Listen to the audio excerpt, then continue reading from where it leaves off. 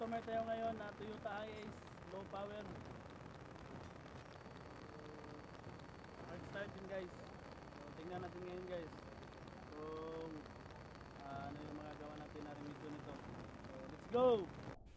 So ito guys, ito yung unit Toyota Hiace. Hindi ko na nabidyohan yung pagpapalit natin ng oil. Yan. So yun guys, ito yun. Yan. Nilagyan na natin yan ng oil.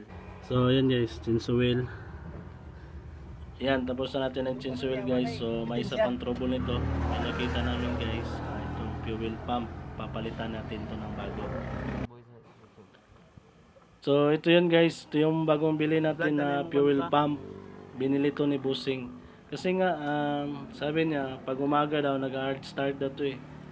Halos malulubat na yung battery. So tiningnan namin guys, yun nga, sira pala yung fuel pump niya. Kasi bumababa na yung krudo, yung gasolina niya. So binilhan ng bago. So ikakabit natin to ngayon guys. So nagtatanong naman dyan kung ano yung ibang sanhi. Ba't nag-hard start? Yung iba guys sa glow plug.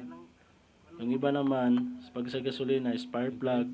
Kasi pag ganyan trouble, dapat iniisa-isa nyo yung possible na dahilan kung bakit nag-hard start siya guys. So ito yung isa sa nakita namin na dahilan.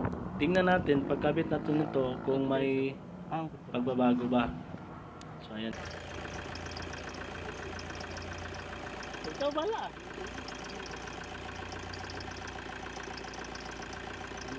So ayan guys, ito na yung kinabit natin guys. Inaandar na natin, one click lang. So ayan. Maganda yung performance na ngayon guys kaysa kanina.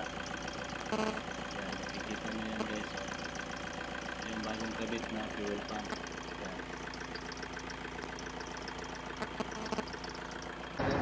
Ayan guys, tapos na. Toyota Hiace. Yun na lang yung trouble niya guys. Hard start.